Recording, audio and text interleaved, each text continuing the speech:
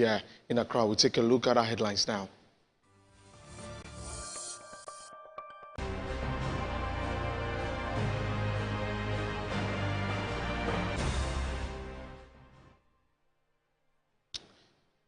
Well, coming up in the bulletin this afternoon, members of the Public Services Workers Union at the National Identification Authority declared an indefinite strike action over delayed payments of operational support allowance. We'll tell you more in this bulletin.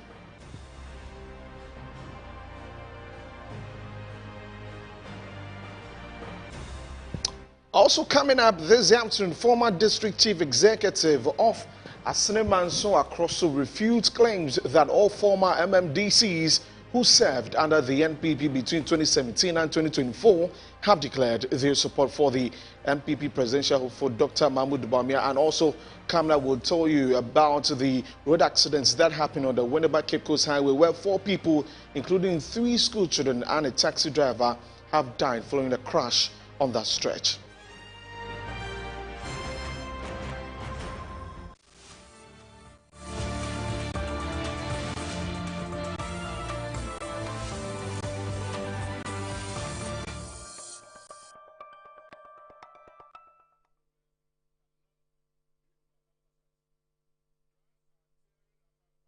Hello again. Many thanks for joining us. We're streaming live on Facebook at Metro TV Ghana and also DSTV channel 277.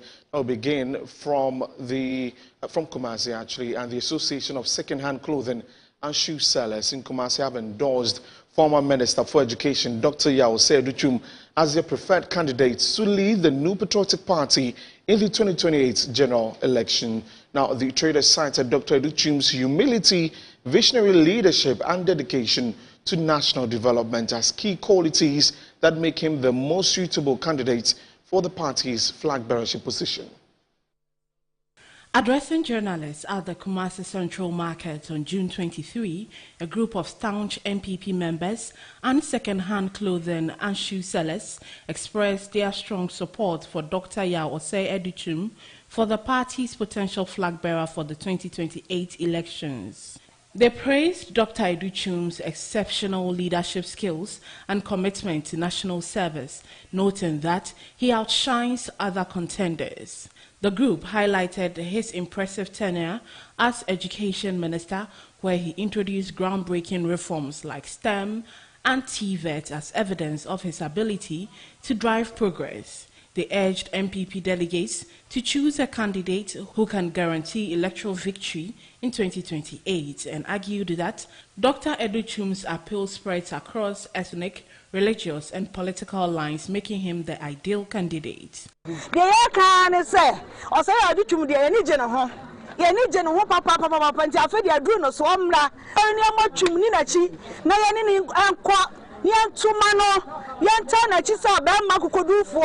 After a man, Penfoina, Betty Bia, yes, Susan said, I do as I do to Musso, to a young Tomano. Yes, my baby, to Mississippi, your Fantanachi, your Trabanamano, or Joe, or your brand Waffy. Now, that's only to 2 years or mine, acronym.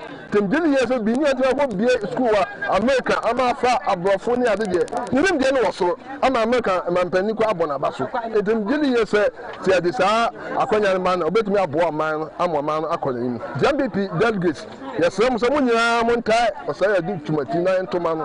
Them Dilliers say, or the common party, I'm a partner acronym 2029. It may be to me. The MPP is slated to hold its National Delegates Conference in January 2026 to elect a flag bearer for the next general elections. Several prominent figures have already announced their intentions to run, including Dr. Mahmoud Bawumia, Kennedy Ohene Ejapon, Dr. Yao Seduchum, Kwabena J. Ejapon, and Brian Champon. Staying with the NPP, former District Chief Executive of Asene-Manso Akroso, Alex Kwabena Inkum, has refuted claims that all former MMDCs who served under the NPP between 2017 and 2024 have declared their support for the NPP presidential hope for Dr. Mahmoud Bawumia. Now, speaking in an interview after a closed-door meeting with the former Vice President, Alex Inkum clarified that the MMDCs have met both Kennedy Japan and Dr. Brian Champon, and is yet to officially declare its support to any of the presidential hopefuls. Because all the three are yes, Shamono. If you anywhere as a team, MMDCs, yet Tracy, Naya Yadrakok Benkrum, now you decided unanimously, say, you declare one candidate or the other. Yes, it's never true. May I listen to Kennedy Japan, me call Honorable Nidi Edibi, and Noah, and then I sign Noah, me call Honorable Brian Edibi, and then my bad DMB there. Sign Nipami and saying, Obia Aye Ejuma in diverse way for this party, and especially in our last administration, so 3 people in Ejuma. But for somebody to say MMDCs, former MMDCs are declared for one candidate, and you see, Honorable Ken Hono, it be yes, I didn't say, oh, I'm a declare Ken. That wasn't true. And now you call Honorable Brian Hono, if you can say, oh, MMDC for any declare Honorable Brian, and so, and you know, and then Swaba. It's a part of the political strategies, Nibi. But I'm speaking from MMDC. Former MMDC, for point of view, say if we have not met as a group to declare for any candidate, best to lead our party.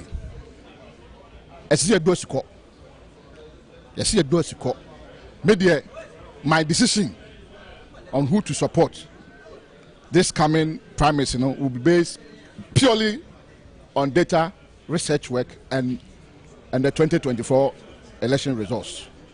Obi anime omo hwe me na etie me no omo ne say me at a point in time na e me DMB ba ubisa Honorable Miracle o frame DMB ni ba entinka we den ka enye ade anka e din ma me kra anka me start see am ka say anka me board DMB din, but the 2024 election no me study but transfer who say as say ye hwe me yie ansa na ye chusu who should lead the party in 2028, because 2028 we want power. And yes, 1996 Obi Koi, yes, I didn't call 2000. Nanado call 2008, 2012, 2016, yes, I didn't call. Yes, I did not. Yes, Nyanka Saden Kaka.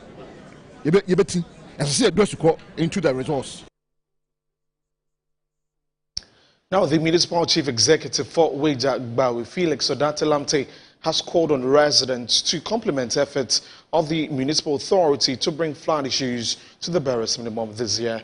According to him, the Assembly has undertaken extensive dredging of vital drainage systems to ensure free flow of water, which could avert major rain disaster this year in the municipality. He also warned that there would be consequences for individuals who attempt to derail the efforts of the Assembly.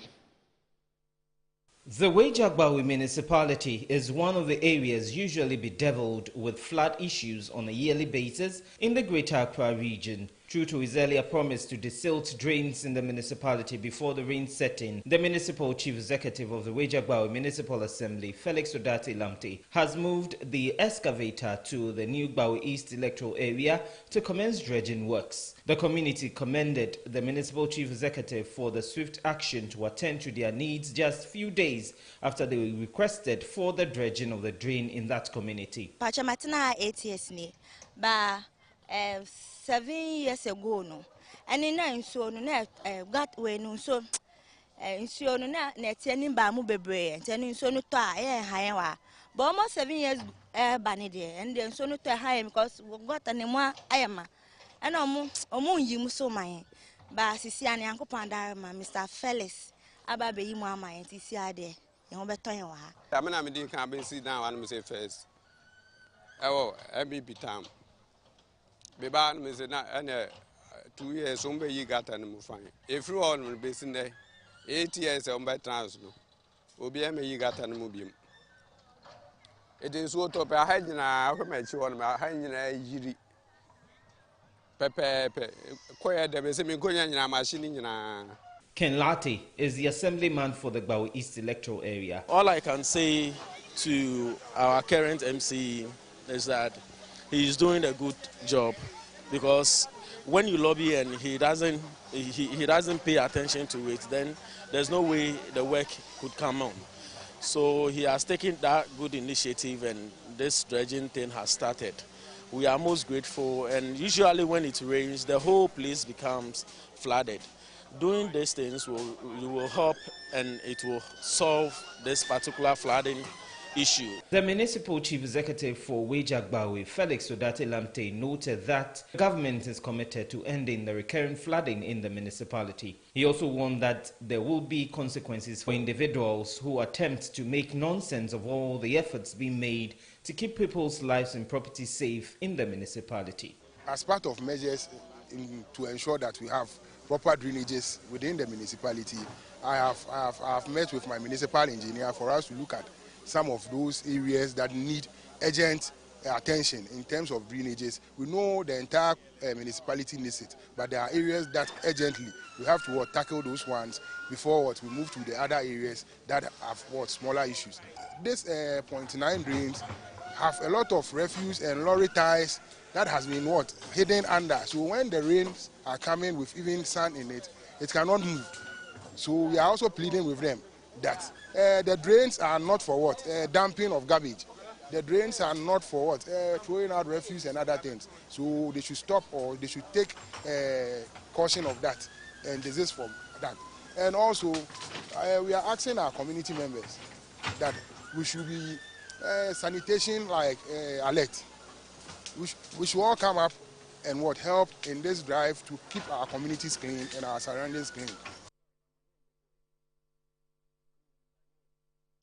Now away from that to the central region, and 4 people, including 3 school children and a taxi driver, have died following a road crash on the Winneba Cape Coast Highway shortly after the Winneba Junction. According to the Winneba Municipal Fire Service, the incident occurred on Monday when a Toyota RAV4 with registration number GN 550518 reportedly attempted to overtake another vehicle and collided head-on with a Hyundai Jet taxi registered CR 74820, and the taxi was transporting 7 pupils from Winneba to Apam.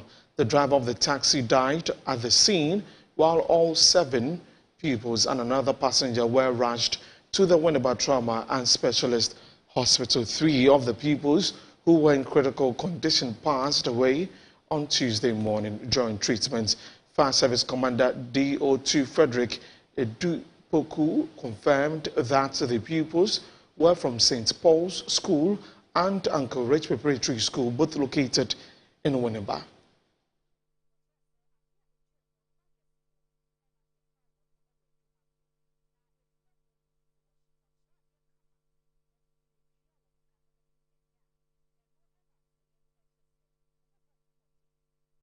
That's a really sad incident there on the Winneba Highway. Now from there we'll move to the Eastern Region, and the District Health Promotions Officer of Itiwa West, Kweku Bedu, has blamed Galamsey activities as the root cause of rising cases of teenage pregnancies and sexually transmitted diseases in the area. He's therefore calling for drastic actions to help curb the alarming situation.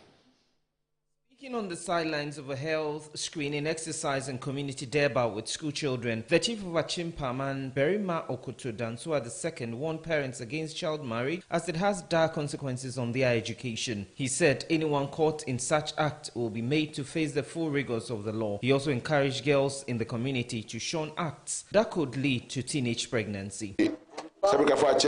We are bad time now about fear now bono we any high and now we go see siwa say brother be in da and share no in da na kra no fear o titi no ni na your friends o say kra no we na fa ho die etimi bom peni for mane ni ehwe e di bibia ide eto say ehwe na ehwe a Ebeko police station, I report to my police for 7 The Etiwa West Health Promotion Officer, Kweku Badu, speaking on the sidelines of the event, stated that many communities in the district have high incidence of sexually transmitted diseases and teenage pregnancies due to the galamsey menace in the area.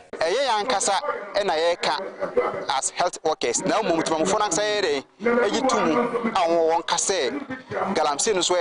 one of the root cause Emma and say any enemu ya dere ekwaso ewo ditujuma enuntina ye de hia to akwamwa ye enkyekye asante adolescent health club ewo enkunu biso a abrabrinina no ye hia enkla no ene won ye apomudin kyekye wabeye ambassadors and I say change agent one so one afoforo and I say one fefo kwan obefa so a obejai saa suban ama Atiwa West afani tuma pa afra se ba apomudin efa.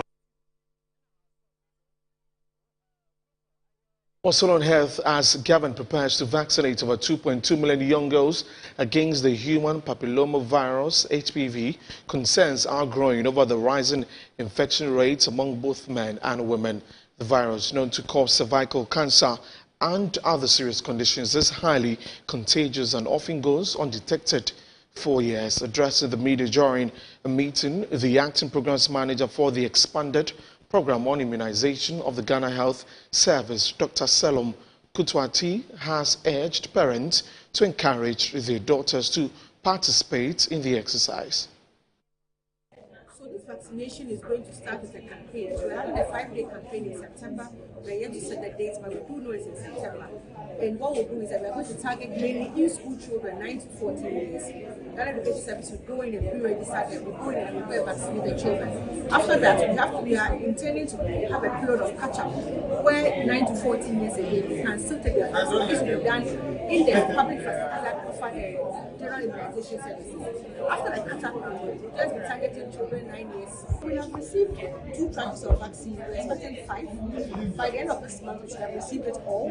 For us, we think the school authorities have already been very helpful to us from our normal routine.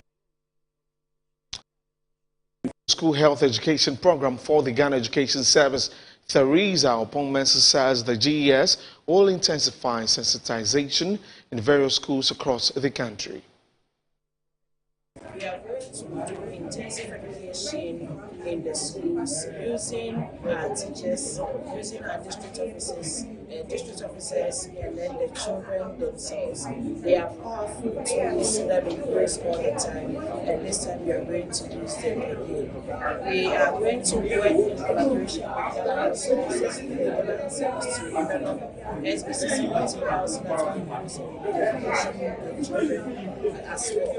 We will also collaborate. Now, away from that, the Omahini of Bremen State and the President of the Central Regional House of Chiefs, Odefo Amwakwa Buedu VIII, has urged fathers in the country to be responsible and become role models for their children. He was speaking at an event to celebrate fathers in the country. Day is an occasion annually marked to honor and appreciate fathers and father figures for their love, sacrifices, guidance, and unwavering support in the lives of their children and families. As part of activities to celebrate fathers in the Bremen State, Pinaman Foundation brought together traditional leaders and residents of the community to dine with fathers and encourage them to be responsible.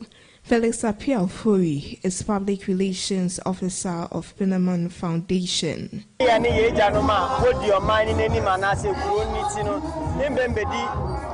is saying Fembo, na Pinaman Foundation, and I am for a tons of one who in our backend, and they celebrate a da, to say, Nadiana Yaka, and they are potential fathers, and even fathers, they say, Ejaya, Ayate, Namama Yabim. Therefore, Amwakwa Buedu VIII, Omahini of Bremen State and President of the Central Regional House of Chiefs, urged fathers across the state to be a blessing to their children.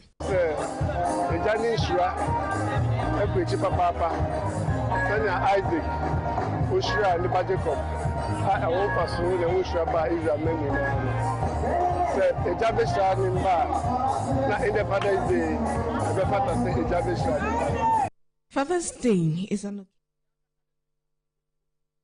Now, the 2025 Ghana-China Business Summit has started in Accra under the theme Synergizing Opportunities, Strengthening the Ghana-China Business Relationship and Fostering a 24-hour Economy. The week-long event, which is aimed at deepening economic cooperation, attract investment and boost trade between the two countries, is expected to pave the way for transformative public and private sector collaborations while positioning Ghana as a strategic gateway to the West African market. Here is former Finance Minister Seth Tekbe at the opening of the summit. To facilitate meaningful connection through business partnerships between Chinese and Ghanaian businesses, yes, it is balanced. We want to enable a partnership. Two, when we say we want to promote investments, and the focus is on Chinese investments into Ghana's key sectors, including manufacturing, agri, energy, infrastructure going on, and leveraging Ghana's favorable investment climate and strategic location. I would like to add that it must also be outward looking in that partnership.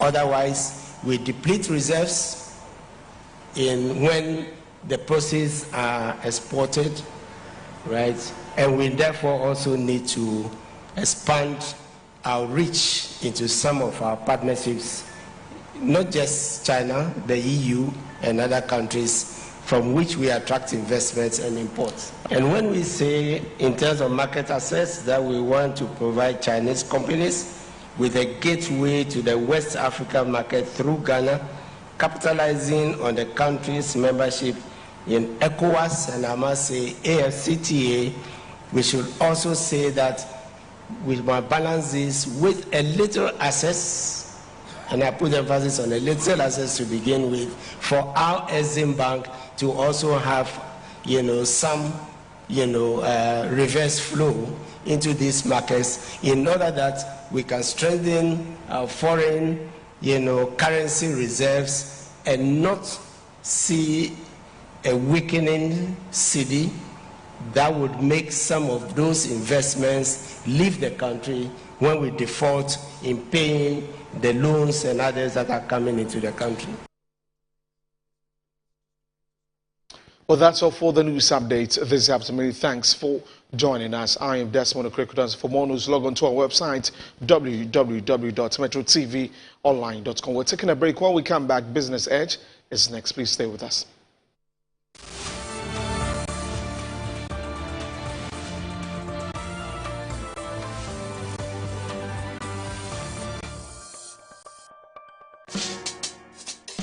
Whether you're a wholesaler, retailer, or consumer, MNC Logistics and Trading is your trusted partner in minerals and food commodities trading.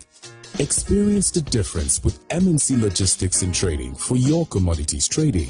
We operate a well-equipped laboratory that smelts and assays gold to ensure transparent, credible, and reliable minerals transactions. Our general food commodity market deals with imports and exports of food products such as rice, sugar, and grains. We pride ourselves on delivering products that meet the highest standards of quality and taste.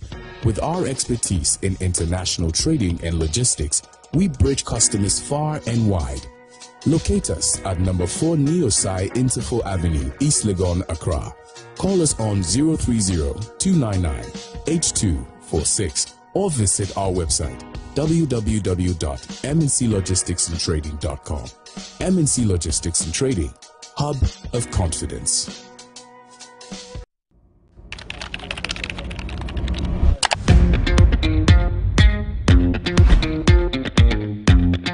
Smart, smooth, interactive, and a built-in Android active panel made for modern work and home. For corporate clients and university students, enjoy top-quality 10th generation Toshiba laptops built for performance, power, clarity, and speed, all in one desktop.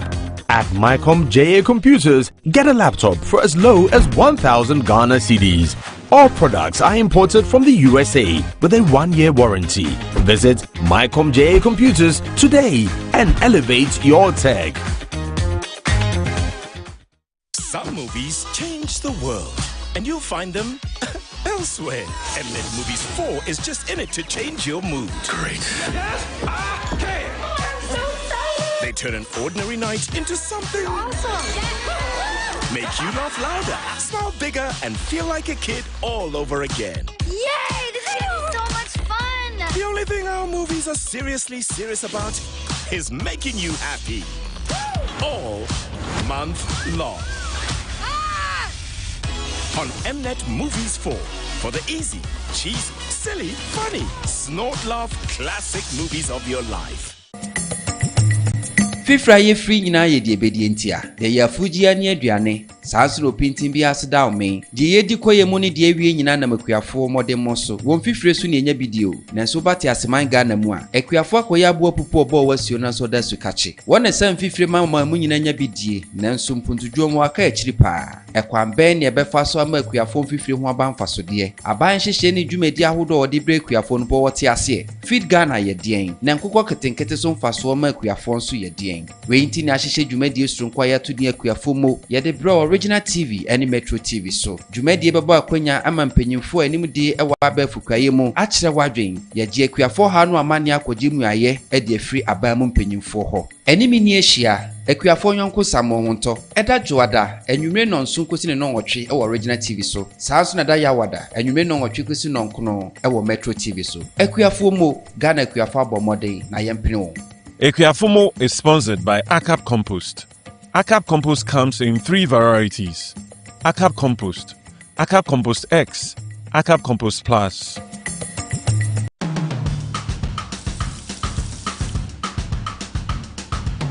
Welcome to Cook Africa, straight to the Ashanti region. Hey, well, I'm talking about board. You go back there today. Even a few days ago, you were offended. You and this character went up. Ginger, the ball knuckle. Or the ama spices, the ama salt.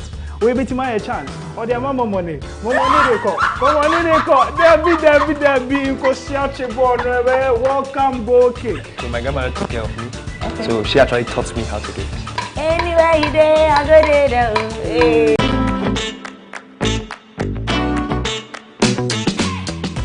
Back in the day, you tune in radio from morning, and you don't want to miss out because anybody who comes on is massive. Back in the day on Metro TV, Mr. BKD anyway.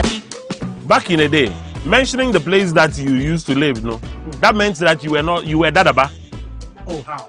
Because we are the ones who went to Saito. I wasn't really a nightclub person. No, I mean, the only times I went to the nightclub, Yoko Dixon took me. Yeah. You have a Walkman by your side. Now that was your selector. The Walkman was your selector. So when you play the first song and you want to change the song, you have to start cueing your next song through your headphone. Hi, my name is Ivan Pashigan. I'm the CEO of Farmhouse Productions. I'm a film director, producer. You are watching Back in the Days with Sammy B on Metro TV. Massa, we're a guy and yes, Sammy B a feature. This is Back in the Day. Keep watching.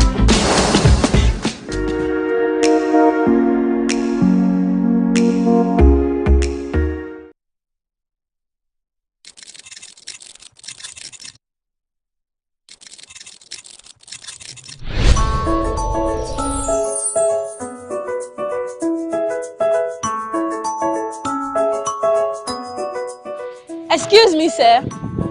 Hello. Please, next time, can you put it in a dustbin? Okay, I'll do that. Thank you. Welcome. Thank you. I'll not do that again. Okay. Thank you.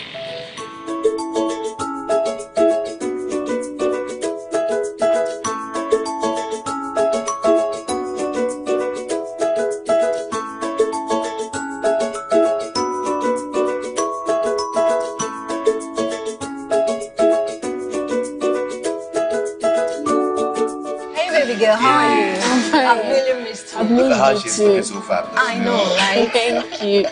Auntie Naya. Yes, dear. Uncle Kofi. Yes, dear. All you've been teaching me about sanitation, I've been teaching my friends at school, and it has been absolutely great. Really? Wow. That's a great impact you're making now. Sure. Keep it up, girl. Okay. Sure. Auntie Naya, Yes, dear. I need to tell you something. Go ahead. If we want to be successful as a people, we need to be aware of the importance of sanitation. That's true. That's true. You're right, Amma. You're right. That's true. Now, do you know sanitation is so important and crucial in our society? Yes, Kofi, and I thank God for K Sanitation IQ, which you can also just say KSIQ. It's an important show that you don't need to miss it. Kids Sanitation IQ. That's a great show. I understand the show has been designed for the kids to educate the public on some special sanitation categories. I know, right? And I learned they will also educate the public on sanitation for environmental and community development. I also understand they would educate the public on sanitation for educational development. Wow. Yeah. Education, you say? Oh, God. Wow. Right. It is amazing. They also have sanitation for health development. Oh, health and development. Sanitation for corporate. Corporate and health, Nana. Don't play. This one will intrigue you. I understand these kids will educate the public on sanitation that benefits the needy. The Isn't needy, it you amazing? say? Absolutely. Wow. It's amazing. It is amazing. Oh, God. Don't miss this You show. don't have to miss the Kids Sanitation IQ show.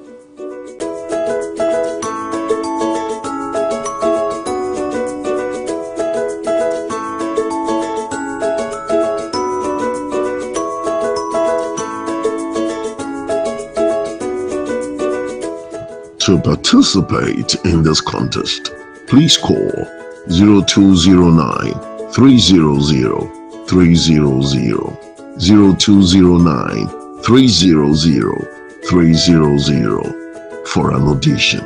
Don't miss the KSIQ show. Be there.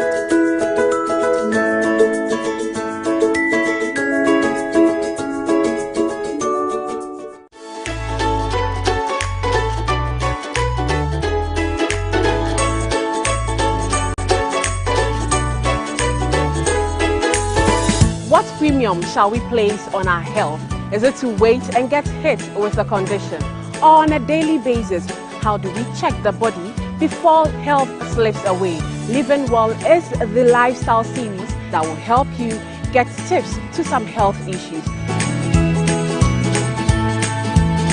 My name is Ethel Poplampo. Join me every Saturday at 10 a.m. on Metro TV for the Living Well show.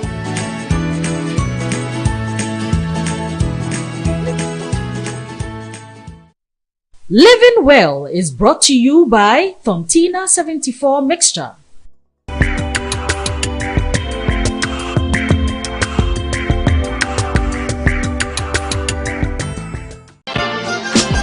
Last season, we brought you the hottest trending music videos, insightful interviews with your favorite celebrities, and some dance moves. We also got your favorite celebrity talking about their deep, goofy, and interesting sides you and I can see on cameras and social media. But hold up, this season we are bringing you a whole new different vibe. Spanking new videos, top 5 countdown, and the all-new segment dubbed MVC Experience, where we bring you close to music, fun, and more interesting vibes. Don't forget to follow us on our social media handles, MVC Official TV.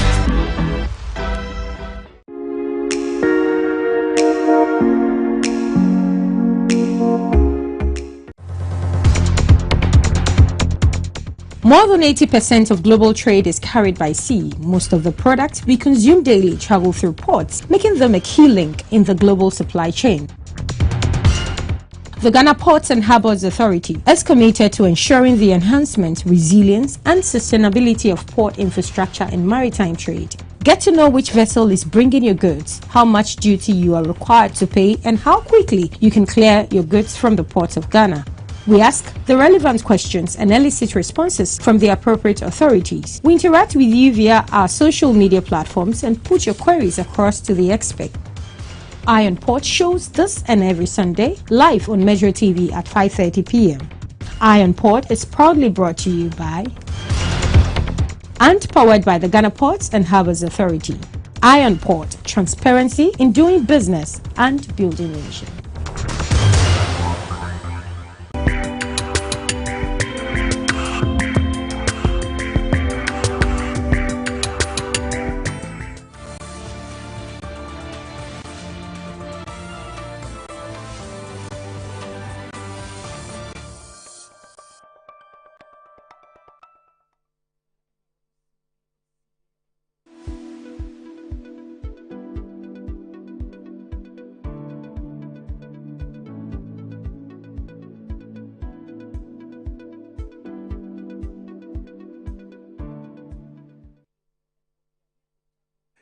Hello, good afternoon. Thank you very much for joining us right here on Business Edge this afternoon. So we have a lot of things coming up. Just gone by, of course, is the business segment of the news, or the news segment of the entire Business Edge. Good afternoon, Ghana Business Edge. And coming your way would be the discussion sections where we take our time to go through the details of the stories. And this hour, we have a lot of items coming your way, a lot of issues to discuss this afternoon. So we'll do a lot of phone calls, we'll do a lot of Zooms, and we'll do a lot of touchings on lots of topics. What's happening in the business space includes the, should I say, not necessarily even labor unrest, but the layoff of some staff of the Bank of Ghana. Over 100 people have been laid off from the Bank of Ghana on the issue, according to the governor of the Bank of Ghana,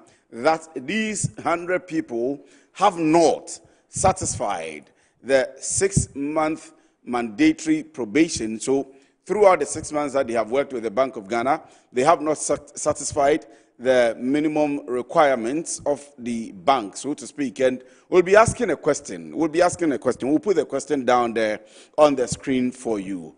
Is the Bank of Ghana telling us that all of these 100 people did not qualify, did not merit, did not satisfy the requirement, the standards of the Bank of Ghana to be retained?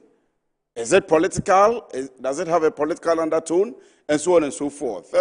I'm sure you've seen the discussions all around. We'll be asking you what your opinion is. And of course, this is Business Edge, and it may have its political undertones and so on and so forth.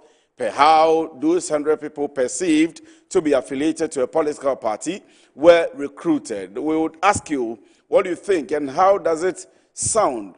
Because this is business, we will not be talking about for our democracy, but for our corporate governance. How does it sound for our corporate governance? So when we come to the topic, of course, we'll have the producer put on the screen for you. How does this sound moving forward with our corporate governance in the country? And what do you think of it? Should that have been done? Should the Bank of Ghana have given them the opportunity for maybe further training or maybe further upscaling to us to be able to keep them? Are there those spaces, the 100 people, whichever spaces that they occupied in the bank, are there those spaces in the bank that the Bank of Ghana are going to refill? That's a question we'll be putting up to the governor of the Bank of Ghana. And of course, we'll have a bit of a discussion on that. If we get a labor expert this afternoon, we will be speaking to him on that. You are aware the bombings from Israel, from the US to Iran, and the rebuttals, the returns from Iran also to Israel, and then lately, or the latest, is Qatar. The threat of the closure of the Strait of Hormuz and all of the things that abound, the immediate increment in the world oil price on the world oil market. We'll be looking at that. What's the impact for us here in Ghana? Of course, we'll be looking at the stability of the exchange rate and what's been happening with it recently. And inflation figures are also out. Projections are coming up aboard and so on and so forth. What's been happening this week is that Ghana and China are having a China or a Ghana-China business conference here in Accra. We'll be going there, we'll be seeing shots of it, and we'll be asking questions, the relationship. If we get the opportunity, we'll ask the questions also about Galamsey and how the two countries intend to overcome the issues of Galamsey. Have you seen the allegations against CBG over the maladministration? We'll put it together as that. The financial malfeasance, the maladministration, the abuse of power, and the basis for the establishment of CBG as against how, according to reports, is being managed now. If we get the opportunity, we'll touch on that too. And of course, I'm sitting here alone today, so I'll give you the opportunity to send me your messages, to send me your concerns, maybe generally about business in the country, and of course, also about the topics that we are discussing. So right from the beginning, when I come back from the news items, we'll give you the opportunity. We'll put the WhatsApp lines there, and you can start sending in your messages. But for now, let's look at how the city is performing against the major foreign currencies. On the Bank of Ghana's interbank exchange rate as of this morning, the US dollar is buying for 10.2949 and selling for 10.3052. The British pound sterling is selling for 13.8950, and that's buying for 13.8950 and selling for 13.9099. The euro is selling or buying. The euro is buying for 11.8791 and selling for 11.8898. That's the average interbank rate used by the commercial banks for transactions as of this morning. So when we say as of this morning, we refer or we make reference to as of the close of the previous day, which is Monday, the 23rd of June, 2025. So that's the prevailing rate currently if you have any of these currencies and you want to go to the bank and do a certain form of exchange. So once that's done, then we can now come back to the studio and we'll quickly run to the stories which are making round in the world of business. So we'll stay in Ghana a bit, and of course, we'll go outside the country, across the globe, to see what's the business news items. Let's go to that and come back. Africa World Airlines has hinted of reducing airfares by the end of June 2025. According to Godfred Issel, Brands and Communications Manager, the move is part of Africa World Airlines' efforts to make air travel more accessible and affordable for its customers. The action is also in line with the cedi's stability against major trading currencies, especially the dollar. With the upcoming price reduction, passengers can expect to enjoy affordable travel without compromising on safety. Africa World Airlines also announced the commencement of scheduled flights to Ouagadougou, the capital city of Burkina Faso, from June 1st, 2025. The Managing Director of Agricultural Development Bank, PLC, Edward Atusapong, has urged students pursuing agriculture to embrace entrepreneurship and innovation as key tools in transforming Ghana's agribusiness landscape. He made the call during this year's Agricultural Student Career Guidance and Mentorship Dialogue Bootcamp. The bootcamp, organized by the AgriHouse Foundation with ADB as a sponsor, brings together students from various agricultural institutions across the country to connect them with industry leaders and foster their entrepreneurial growth. In his remarks, Atusapong encouraged the students to shift their mindsets from traditional subsistence farming to agripreneurship, a modern approach that integrates innovation, technology, value addition, and sustainable practices into the agricultural value chain. Underscoring the critical need for youth-led solutions in transforming agriculture and other businesses, Atusapong urged participants to take advantage of platforms like AG-START to sharpen their skills, network with mentors, and develop business ideas that can scale and create employment and wealth. The Development Bank Ghana, established with ambitious goals to bolster the private sector, is engulfed in a severe governance and management crisis, according to a scathing expose by the Vice President of Imani Africa, Bright Simons. Revelations by the whistleblower, based on a confidential Deloitte progress report, points to alleged financial mismanagement and deep-seated internal wrangling within the institution, forcing the government to involve state security agencies. In a post on LinkedIn, Mr. Simon said the controversy surfaced in November 2024 when Imani Africa reportedly got wind of a civil war inside DBG, pitting internal compliance, risk, and audit functions against the dominant factions of the board and management. This internal strife escalated to the point where 2 directors resigned in protest over serious governance failings. This accusation is particularly shocking given the DBG's pedigree and the sophistication of its founding financial partners. The Ghana Investment Promotion Center will soon be known as the Ghana Investment Promotion Authority once the GIPA Bill 2025, which has been sent to Parliament, is passed into law. According to Nalamle Ollins-Lindsay, director of the legal division at the center, it has become necessary to amend the GIPC Act, which has been in use for over 3 decades.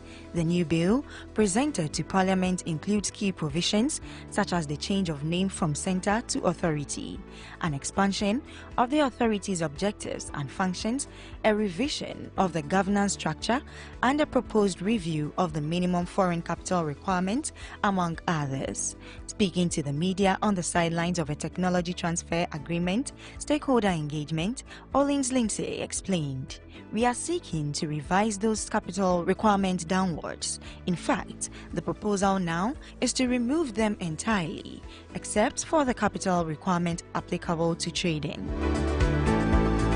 The Telecel Ghana Foundation has handed over 100 new laptops to the Kwame Nkrumah University of Science and Technology in Kumasi to help bridge the digital learning gap for underprivileged students. A second-time donation to the Support One Needy Student with One Laptop initiative, Telecel donated 200 laptops in 2021 in response to an appeal from KNUST. Both donations align with the Telecel Ghana Foundation's Connected Learning Pillar, which is targeted at bridging the digital gap for underprivileged people and communities through training and access to digital tools. Leading the delegation in donating on campus, Chief Executive of Telecel Ghana and KNUST alumni, Patricia Obonai, said a gesture and as a pledge the telco made the previous year to support the university's visionary initiative. Some Ghanaian businesses operating in Israel have expressed concern about the potential rise in freight charges due to the escalating conflict between Israel and Iran.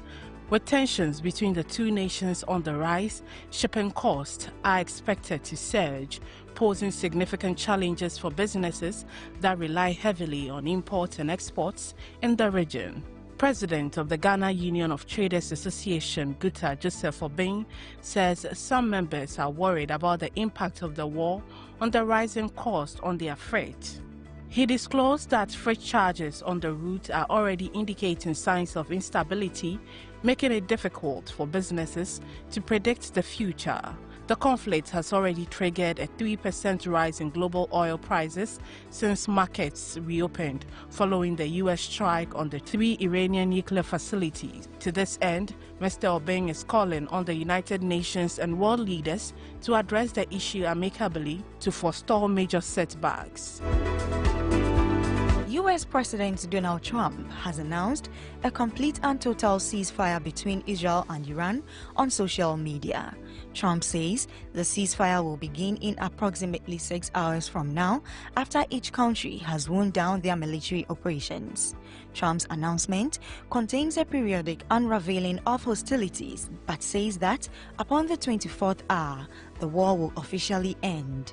Trump's ceasefire announcement continues by saying, "On the assumption that everything works as it should, which it will, I would like to congratulate both countries."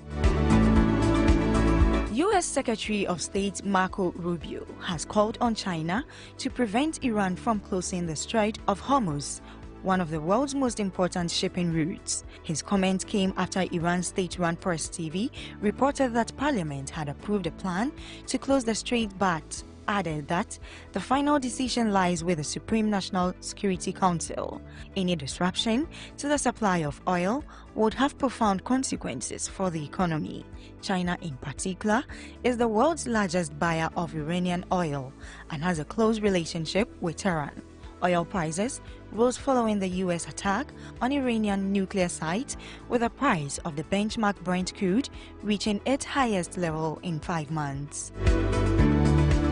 Russia has significantly ramped up its military production to support the war in Ukraine. Since its illegal invasion of Ukraine in 2022, Russia has become the most sanctioned nation on earth. And yet, its economy has been remarkably resilient. In 2024, if Russian official figures are to be believed, its economy outgrew those of all the G7 nations: Canada, France, Germany, Italy, Japan, the UK and the US. The Russian economy expanded by 4.3% last year, compared with 1.1% in the UK and 2.8% in the US. This growth in Russia was led by the Kremlin's record military spending. The country's oil exports by volume have also remained relatively stable, as supplies once destined for Europe have been diverted to China and India, and a shadow fleet of tankers whose ownership and movement could be obscured has helped Moscow circumvent sanctions elsewhere. Meanwhile, the Russian ruble has recovered to become the best performing world currency this year, with gains of more than 40%, according to Bank of America. Tesla's long-awaited robo-taxis rolled out for the first time on roads in Austin, Texas on Sunday. In videos shared by Tesla on X, a small group of invited analysts, influencers, and shareholders were shown participating in paid rides. The small number of vehicles deployed had a human safety operator in the passenger seat, according to reports. Analysts said the low-key robotaxi launch highlights Tesla's big bid to compete with exiting self-driving taxi operators in the US and China as the sector grows. Musk congratulated Tesla's artificial intelligence and chip design teams on the launch in a post on X, writing that it was culmination of a decade of hard work.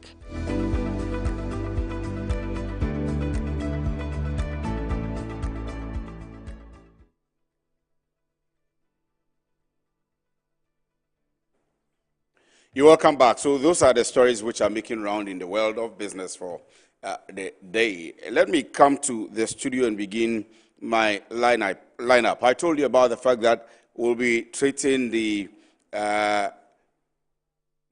maybe summarily sacking of some 100 staff from the Bank of Ghana. We'll be looking at the impact of the Israeli-Iran war, which has graciously ended. We'll be looking at the exchange rate, we'll be looking at inflation, we'll be looking at a conference which is going on between the Ghana and China. That's the Ghana-Chinese Business Forum. We'll be looking at the allegations of abysmal mismanagement and malfeasance, financial malfeasance at the CBG. If we get the time, the PSU or PSW strike would look at it. But to detail you a bit about the story from the Bank of Ghana, it says the Bank of Ghana has terminated the employment of some 100 staff members recruited in the year 2024, citing failure to meet probationary requirements. And that's our very first question that we're going to put to the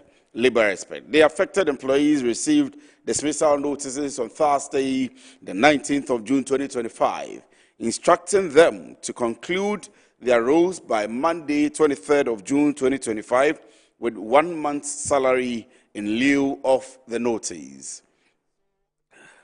The termination letters signed by Lucy Sasu, head of Human Resources, stated that the employee's 6-month probationary periods had not been satisfactorily completed. Management regrets to inform you that your appointment cannot be confirmed. The notices read, directing staff to return all bank property before their exit. The move aligns with a broader wave of public sector dismissals following the change in government in January 2025. Earlier this year, Chief of Staff Julius Debra ordered the annulment of all public sector appointments made after the 7th of December 2024, deeming them inconsistent with good governance practices. And Seth Abloso is currently on the line with us. He's a labor expert. Good afternoon. Thank you very much for joining me, Seth. Good afternoon, and thank you for having me. Glad to have you too. It's a question I don't like to ask, but because you're the expert, I will still ask you, what do you make of this? I mean, to begin with. Thank you. First and foremost, those affected are prospective workers. Mm-hmm. They are not workers of the Bank of Ghana. It's after a period of probation, mm-hmm, when you are confirmed that you have full rights of the worker of the organization. Mm-hmm. So it's not right even to say that those persons have been sacked. They have not been sacked. They are persons who were taking on, for want of a better word, let me say, they were on test. I agree. They were on test within 6 months, the 6 months period, to check their suitability or otherwise for employment. And the employer says, I'm sorry, I can't take you on. So they haven't been sacked, but for one reason or the other, the employer has not been able to engage them as permanent employees. So there shouldn't be any problem over it. I think that it is in bad faith. What do you think? 100 people. The bank is telling us that none of the 100 people were able to satisfy their standards, their requirements, and the need for being retained. You see, the bank has a new board. We don't know what measures they've taken towards cutting down costs of operations.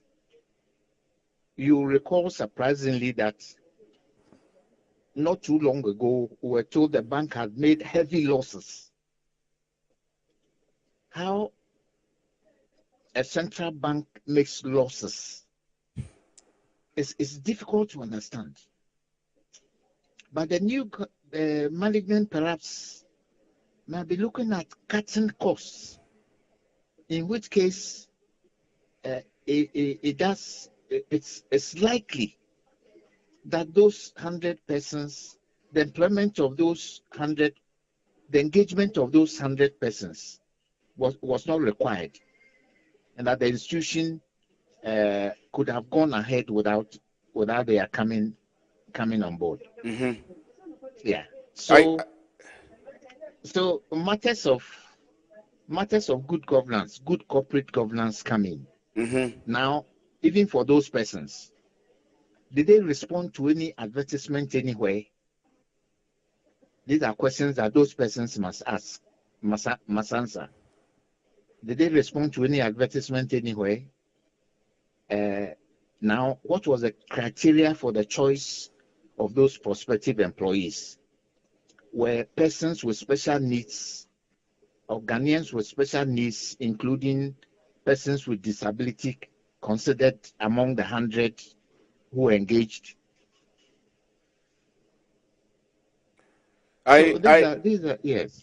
I agree with you perfectly well, but you see, my question again is that none of these things which you say, which are very, very important, you should look at the size of the wage bill and be able to know whether you need to increase your employment, your staff size, and so on and so forth. Is it to say that the previous administration, so in this case, maybe we can discuss it from the corporate governance level before we come to the politics of it, that the previous administration did not do that proper financial assessment before onboarding these new people, and that the bank is not in the capacity to be able to do this recruitment. However, the bank has in its statement not stated that they are not able to fund the remuneration of these 100 people, and so they have to go. But they are saying that they have not satisfied the requirements, the probationary requirements, which means that they are not qualified enough in their effectiveness when they started working with the bank 6 months ago. And so once they are not able to meet their outputs, they are not able to be effective enough to the bank, then they have to go. And I'm asking, is the bank telling us that all of these 100 people, none of them were able to satisfy that rudimentary requirement?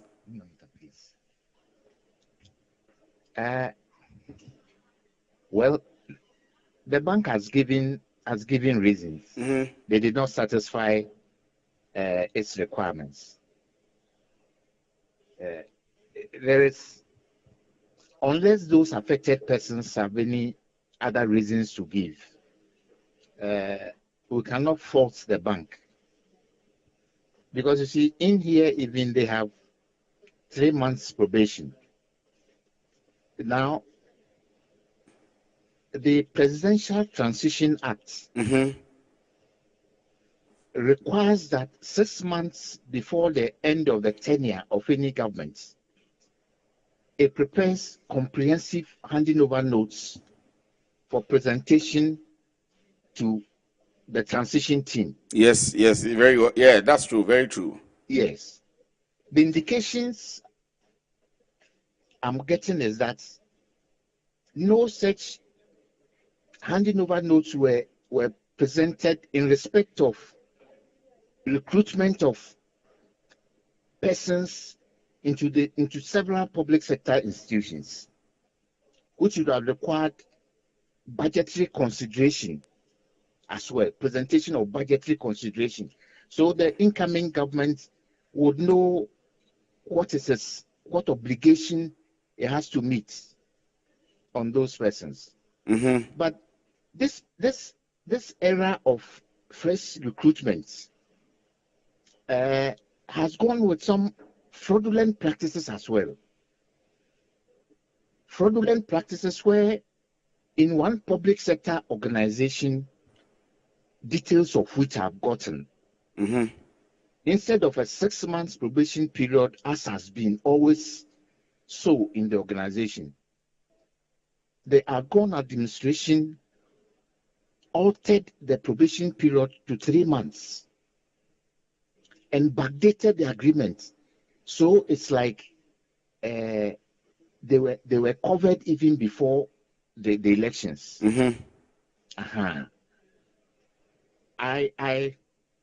I'm restraining myself not to mention this to you because I haven't brought this to the attention of the sector minister. Okay. And I think it will not be for instance, courtesy demands that I don't make that public when I haven't shared it with the minister consent. And in this matter, if government wants to deal with the issues, particularly when the law is the law, there are persons who will face prosecution for fraud. At the Bank of Ghana? Not at the Bank of Ghana. It's a public sector. I'm telling you things that have happened. Yes. Things that have happened in the era of the Argonne administration. That some senior persons in a public sector institution falsified records of employment, conditions of service, to reduce 6 months to 3 months probation without due process. Yes. But if you have evidence to that, I'm sure we'll be happy that you share it with us. I mean, even though you are still going to go ahead and mention it to the sector minister. Yeah, but let me only say that it's an instruction in the health sector. So allow me to keep that.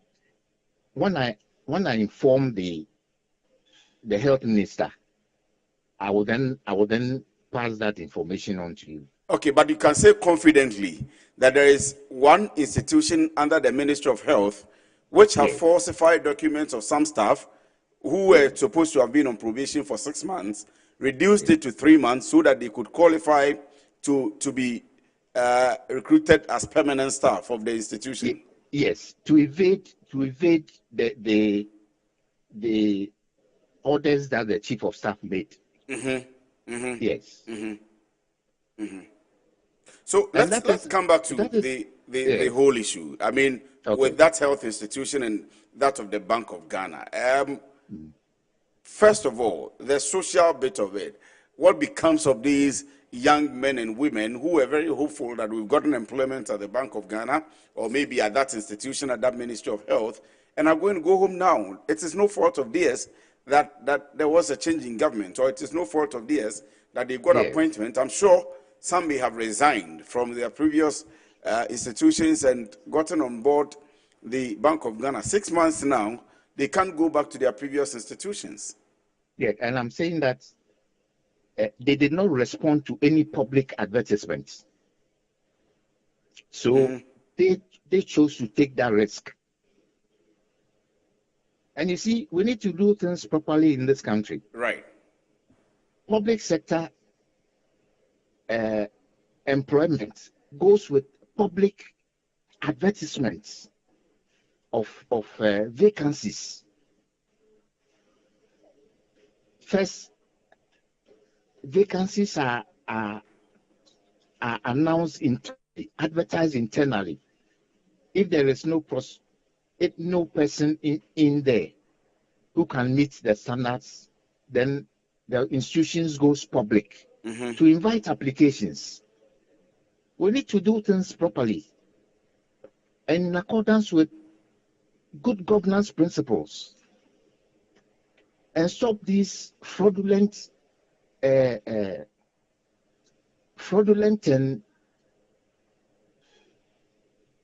chronism and favoritism in the system.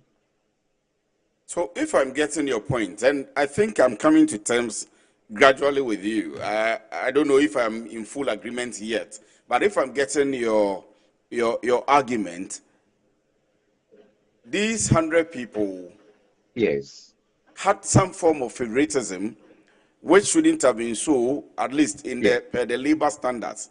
It should have been open for everybody to have equal opportunity. So much so that now, if they have not been given the opportunity to continue as permanent staff, then we will have the balls to maybe attack the Bank of Ghana. But now, it looks as these were a privileged few who didn't satisfy the requirements of recruitment for the Bank of Ghana, and so it is not enough to even fight for them. Is that what you're saying? Yes, it's difficult to. If they were, I would have done so like I did for with some colleagues, like I did for those who found themselves during the era of the banking sector crisis. But let me ask you this last one before you go. In fact, last one or last but one.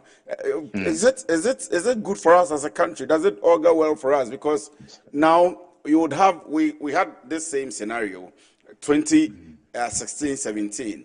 Now we are having 2024-25. If any new government, maybe NPP, PNC, CPP, or any other government comes back 2028 or 2032, and they also say that because you were recruited last year, I'm going to lay you off, or we have these people who are making threats that when we come back to government, we'll lay all of these people off, and so on and so forth. Does it work well for us and the public service entirely? No, we deal with this matters if persons in authority adopt proper processes in handling public affairs, particularly employment.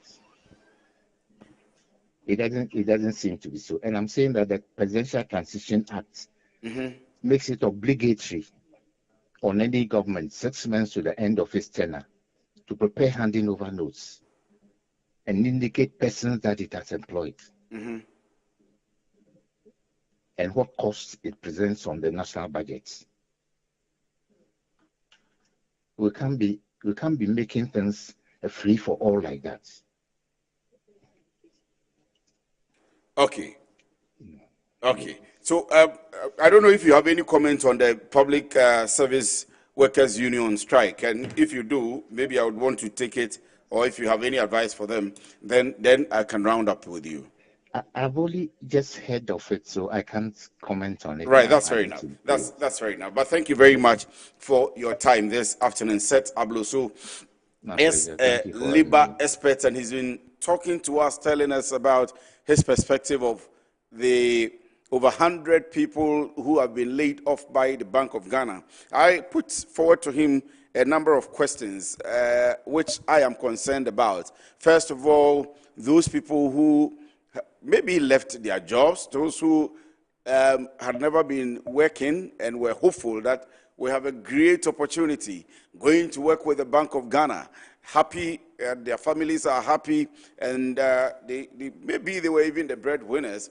And after 6 months, you lay them off. My concern particularly has been about the fact that Bank of Ghana did not give what some of us may have deemed to be very relevant premises, may have deemed to be very important premises. For example, as Mr. Abloso says, financial difficulties in paying these 100 people, maybe the financial standing of the entire Bank of Ghana, where we had reports of they making losses for the financial year 2024, and some other issues that they could cite. We didn't see that in the letter which has come from the Bank of Ghana to, of course, to the people whose appointments have been. Well, Mr. Abloso says we cannot say terminate because in the first place, they were not permanent employees of the Bank of Ghana. They were under test. They were being tested to see whether you qualify or not. My concern, other concern, is how do you assess, or what report, by what criteria do you tell us that these 100 people, 1, 2, 3, 4, 5, 6, 7, 8, 9, 10, up to 100, all of them, none, not one, not single person was able to qualify for the standards that you have set for yourselves as a Bank of Ghana. So are you telling us all of these 100 people are damp? And the requirements that you wanted them to satisfy, they couldn't satisfy?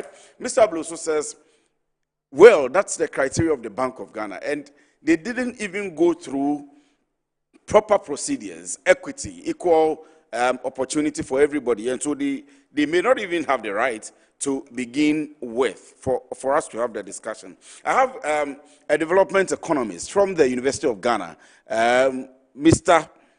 Dr. George Dumfe on the line. Doc, good afternoon. Thank you very much for joining me. Yeah, my brother, the mister is very fine with me. Doc, I hope you're doing well. By His grace, I'm doing very well.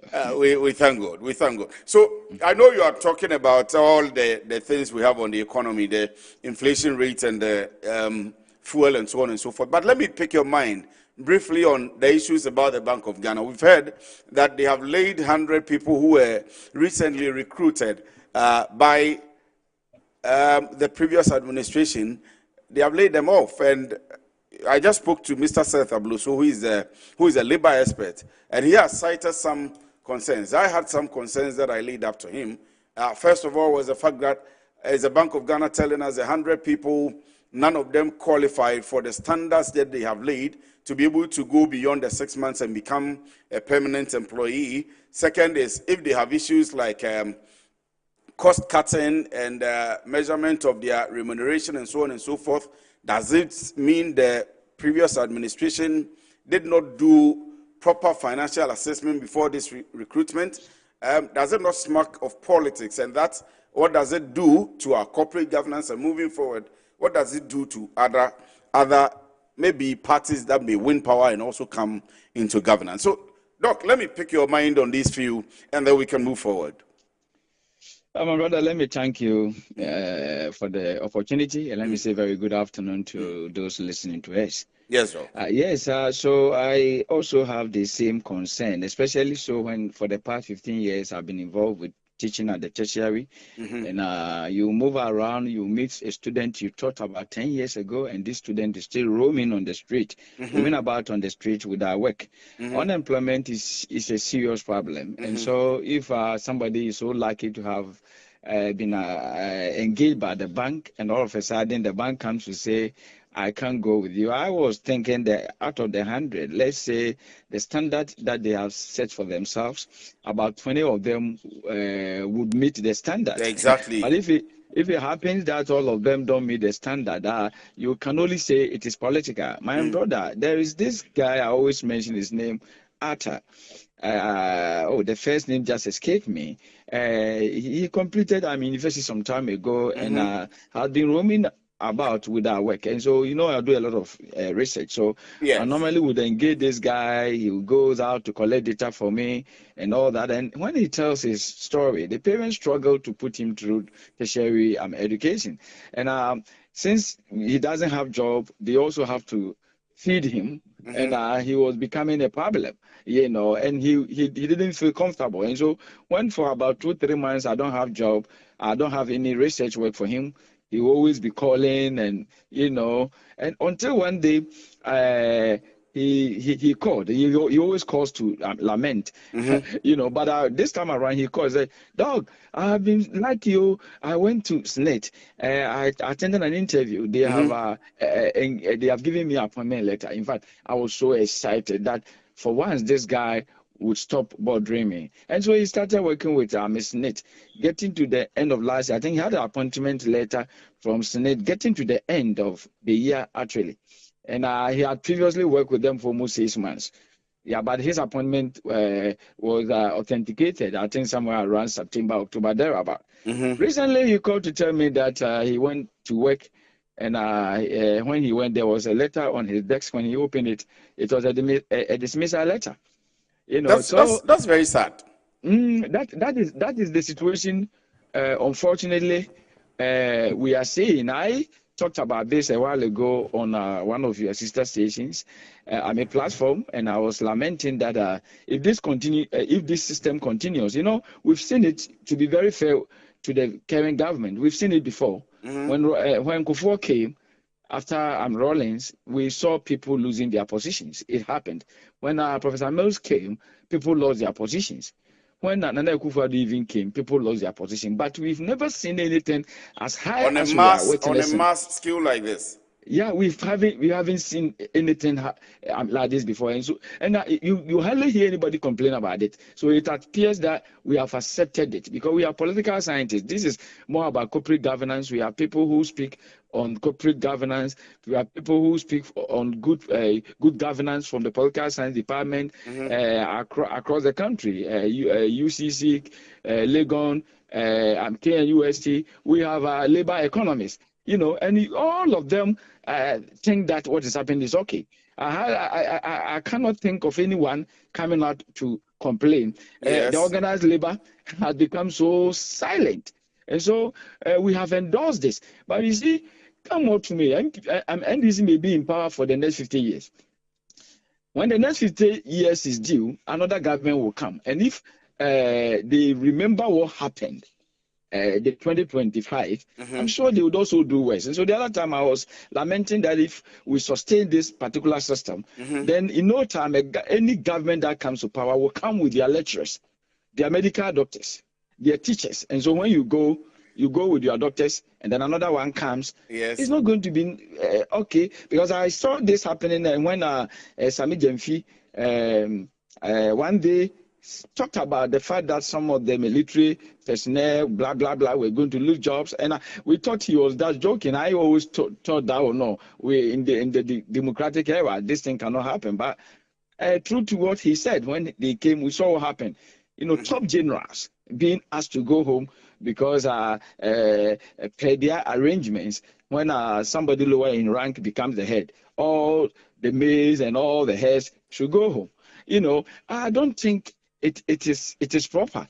Unfortunately, that's what we have all come to accept. And so, looking at where we are and how and where we are going, I'm sure we'll get to a situation where anytime there's a change in government, new lecturers will be engaged, new nurses, all public servants and civil servants will go home, and a new set of people will come.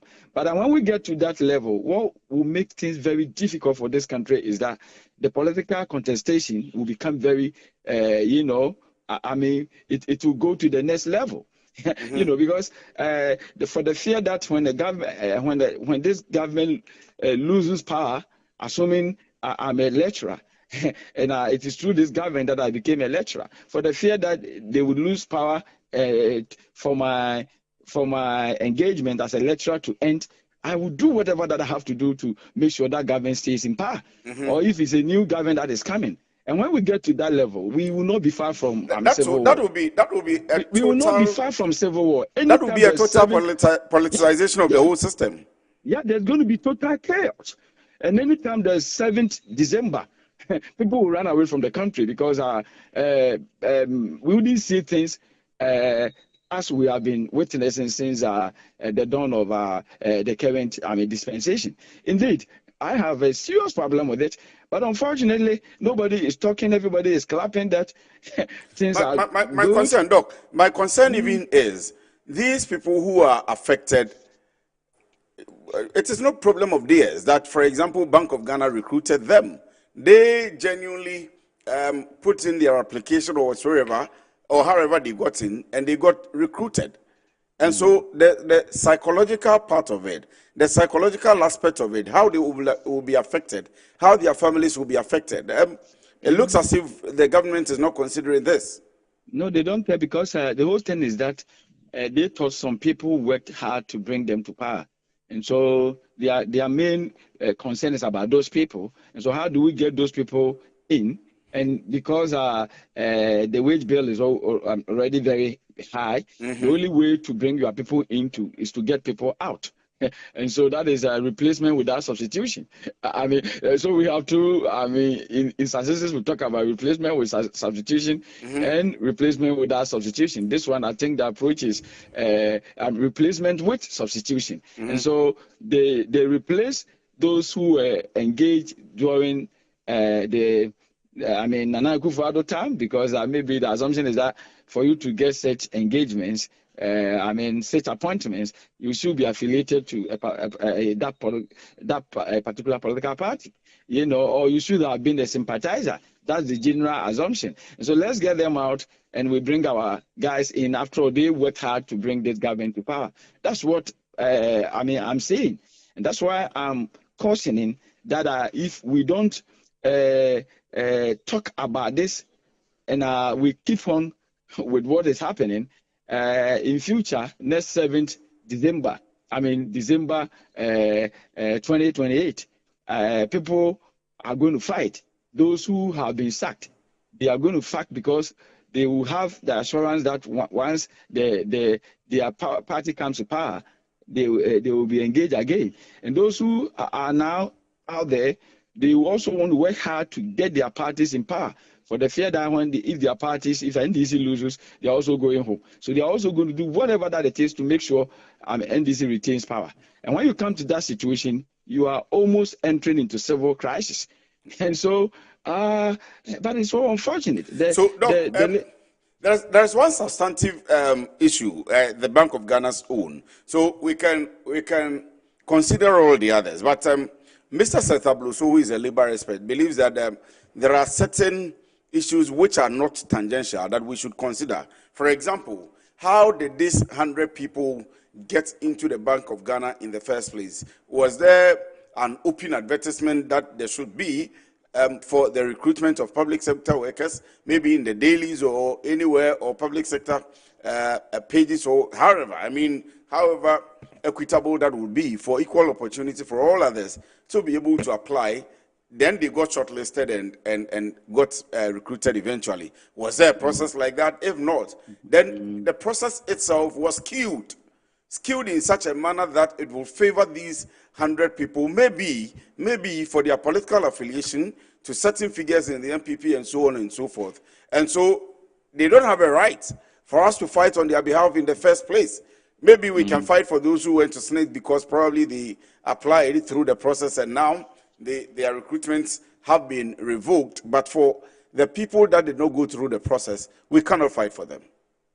Yeah, I think you are very right. If that was the case, then the Bank of Ghana may be right. But it's not only what we are discussing today is not limited only to Bank of Ghana. I agree. It cuts across, needed all of them. And so I see it to be more political than the processes through which they were engaged. It is political. You can see this seriously.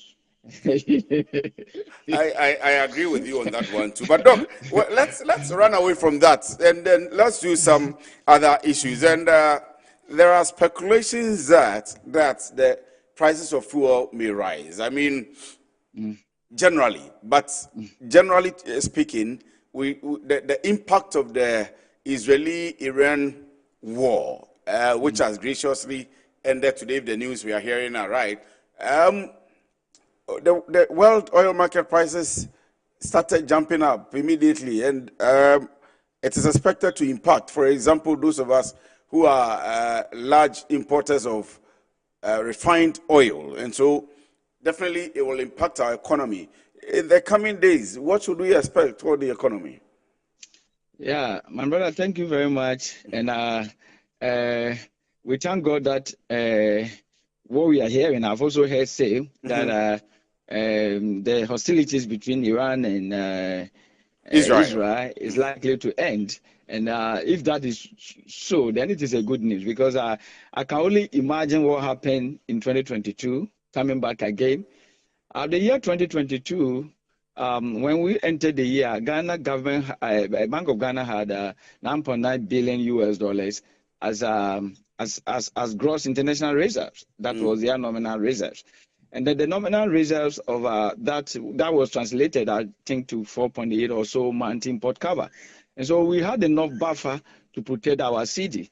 Unfortunately, and let me remind listeners that and viewers that in the month January, inflation was 13.9%. And so those days, you wouldn't hear people complain about an inflation because for over 61 good months, inflation had been tamed. Not only that, $1 was being exchanged for 6 cedis 20 pesos. And 1 liter averagely was also hovering around 6 cedis 35 pesos. And you hardly will hear people talk about fuel prices, because for over 61 months, dollar was stable. The global market price was $72. It has stayed there for so many months. And so that stability was there. And for that matter, prices, inflation was very good, 13.9. Then we entered February 2022. That was the month Putin invaded Ukraine. And as soon as he did, fuel prices started going up. Yes. In the next few months, we saw fuel, price for a barrel moving all the way from $72, it was in January, to $121. When we got to that point, listeners and viewers should understand that the petroleum sector had been long deregulated. What it means is that it is in the private hands. It was a question I was going to come to, the deregulation policies against the politics that we do with the fuel prices, as against the taxes which are put on, and then the world oil market prices also. But please go on, please box on. So once it is deregulated, it means that BDCs, Ghana, we have BDCs, we call them BDCs. They are supposed to go out there and bring to Ghana every day 135,000 barrels. That's the number, 135,000 barrels. That's our consumption. And so it really affected the economy on two ways. Number one, when you look at the cost of fuel, if you go to the filling station, as we call them, Shell, the oil marketing companies, to buy fuel. These are the four major reasons why prices could change. Number one, taxes, government taxes. Number two, the margins received by the OMCs and BDCs. That's their profits. Their profit. And then number two is the global market price. And number three is the value of the city, the exchange rate. Yes. But significantly, over the years, we have seen exchange rate and then the global market price to be the main determinants of our fuel prices. And so we saw on the global market, the fuel prices moving all the way from 72 to 121, almost double. And so the implication here was that those who go there to buy, when they come here, don't expect them to come and sell it to you, cheaply. They have to sell it at a price that they can also get their profit. And that was why before we could say that, we saw the letter that was moving around, say, 35 pesos in January, moving by October. Diesel had moved to 23 cities. Yes. 23 cities. And that really affected everybody because if you have a car, you are going to suffer. If you don't have, somebody who is going to use his car to transport your goods. And so my mother at the village there, if she are going to farm to harvest cassava and she wants to come to Kumasi to sell, definitely she would take a car. The driver will charge. And so by the time the cassava gets to Kumasi, she has spent so much on transportation, for which reason the cassava price should go up. And so everything went up. And at the beginning of the year, as I said, inflation that was at 13.9%. By December, inflation was 54%. You know, and so clearly, you could easily predict that if the hostilities between Israel and Iran escalates, what the implication is simple. We will get back to where we were in 2022. And let me say that on the exchange rate, while the global market prices of the crude oil went up, another significant problem that also didn't help was our razors, because as soon as it happened, the BDCs used to, they used to transport the 135,000 a day in a month. They were spending about $250 million exporting the refined oil.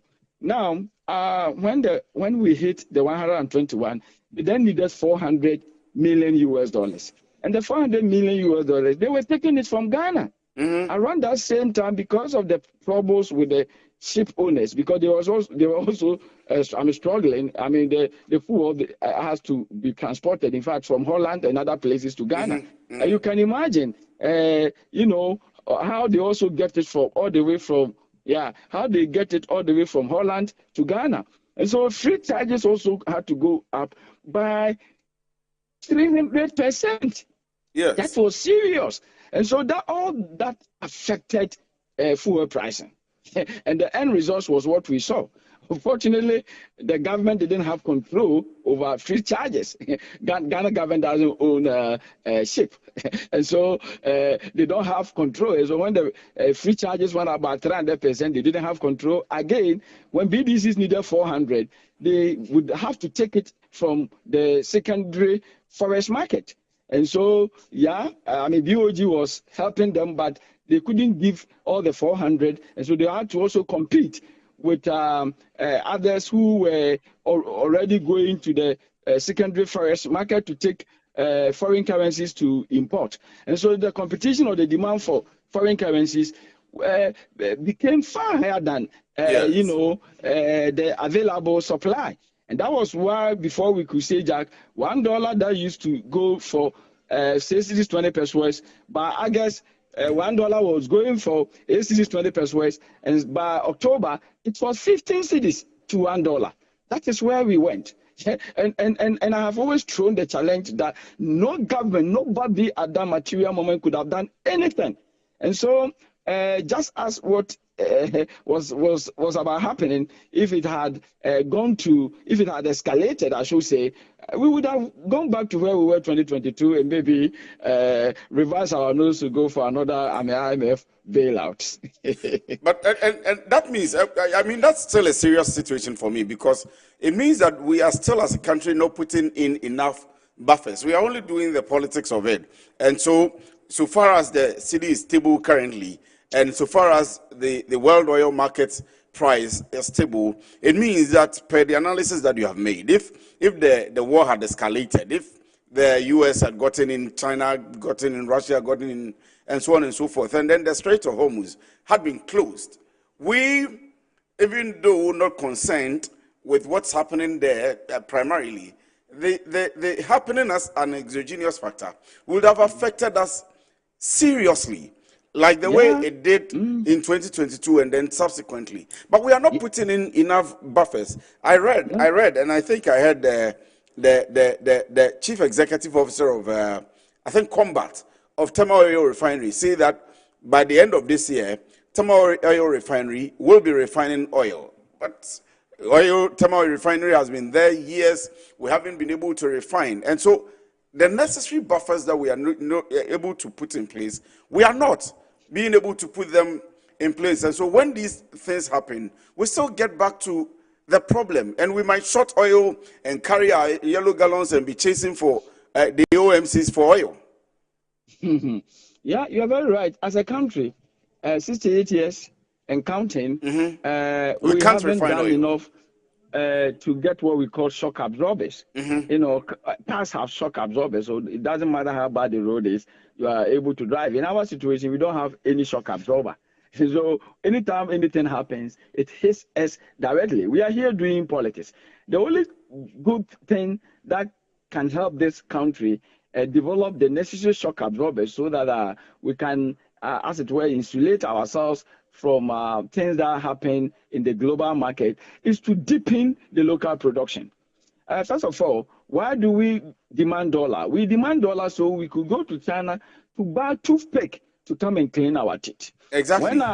When bamboo does so well on the soil of Ghana, we spend so much importing rice from Thailand and other places. When our soil is so fertile to produce enough rice for us to consume and probably export, we spend so much importing chicken fish. Even tilapia, we import tilapia from China. We are not serious, And so if you have such a country, anytime anything happens globally, it comes back to hit you directly. And so recently people who were jubilating that city has gained value, so much value against other international trading currencies. I said this is not a time to jubilate because what is happening is artificial. And it is clear, indeed. Ghanaians, we have short memories, and I agree.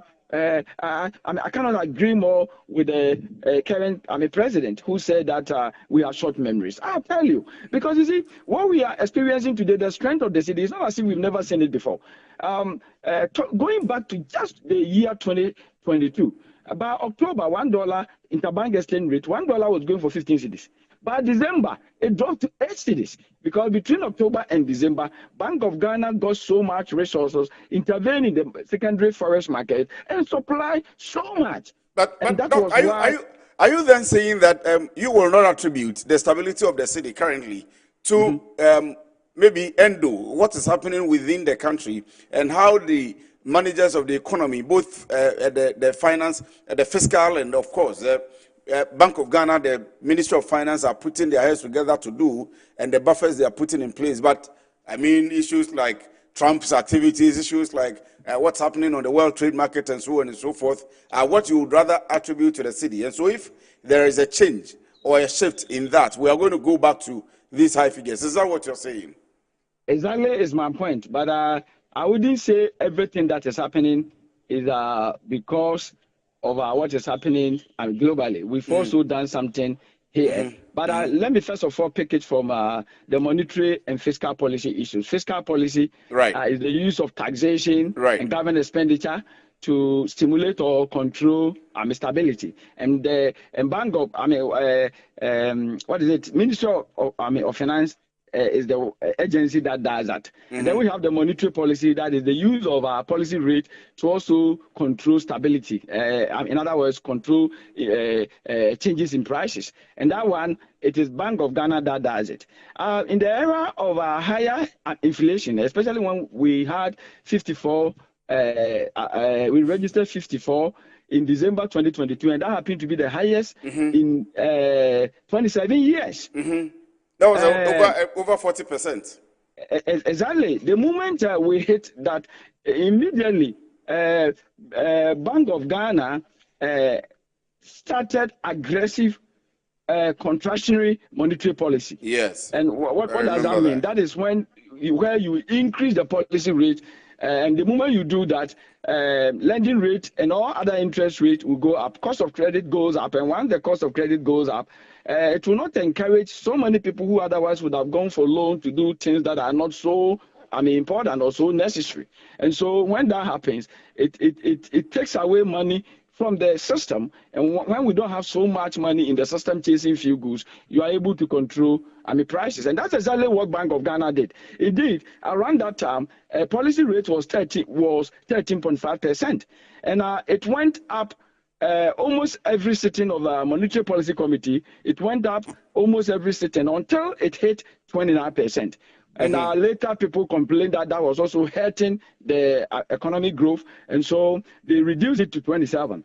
The new governor The only thing he has done is increasing it from 27 to 28. And so I don't agree when I hear people say that the new governor is doing something special. What is the special about what he's doing? The old governor increased the policy rate from 13.5 to 29. And later reduce it to 27. And if that was not special enough to cause stability in the city, how much more do we attribute the 27 to 28 as the reason why CD has stayed so stable? I was going to make a comment, but let me stay there. Let me run away from that comment and ask you. You make a point about production, and I mean this is a discussion. Sorry that I'm taking you away a bit, but it comes back to. I wish I could finish that. Can you give me 2 minutes? Please finish that. Please finish that. Yeah, so the point I'm trying to say is that Bank of Ghana hasn't done anything special because apart from the contractionary fiscal, monetary policy, the moment you increase the policy rate, as I said, it becomes very difficult. The circulation of money or movement of money from one hand to the other reduces. And when it reduces, how it can help CD is that when people have gone to import so much and people are not buying, they wouldn't be able to sell off their products in order to order new. If people have so much money always chasing what they have ordered from China, Italy, Germany, and the other places, then as soon as those goods get finished, they are going to chase dollars, euros, and the other international foreign currencies to order new products, And so when the bank does that, that is the effect on the city. And I don't think that, from 27 to 28 is so huge that can cause what has happened. So now people who are saying that the bank is doing something so special, it is not true. They are continuing what the old one was doing, Dr. Addison. And the same way if you go to the ministry. If you look at the this year budget, so last year on commitment basis, government spent 279 billion Ghana cedis, and they have decided to reduce it. The fact that they have decided to reduce it also tells you that they are also they are currently engaging in a contractionary fiscal policy. And if you look at the budget of NDC, it started working from April, 1st April. And so that also cannot be the reason. But let me quickly say that the one thing that has helped is that the inflows from gold, the quantity and the prices for gold have all gone up. And so the inflows from gold has gone up. And we have so much dollars already in the system. At the time when government has not paid contractors yet, most of these contractors are foreign based, and as soon as you pay them, they are going to take their money away in foreign currencies. You haven't paid them, and so the demand for dollars, and Ghana, we all know exchange rate is seasonal. During the first quarter of the year, when multinational companies are repatriating their profit, the demand for foreign currencies increases, CD suffers. And then during the last quarter of the year as well, importers we want to import more for the ESMAs. That also affects the value of the CD. When you are not in this period, the demand for dollar itself is down. And when the demand is down, dollar itself is also having challenges against all the international trading currencies. And it was during this time that Bank of Ghana came to the secondary market and supplied so much. If you look back to our history, you wonder why the bank would do such a thing. The month April alone, Bank of Ghana pumped $490 million into the secondary market. Indeed. On the 10th April, $1 was going for 4 cedis 90 pesos, and so the cedi was had maintained that value for a while, and that was the value before Bank of Ghana supplied 490 million. As soon as they did, it started falling to 13, and when it got to around 13, the month April, Bank of Ghana again supplied $425.5 million.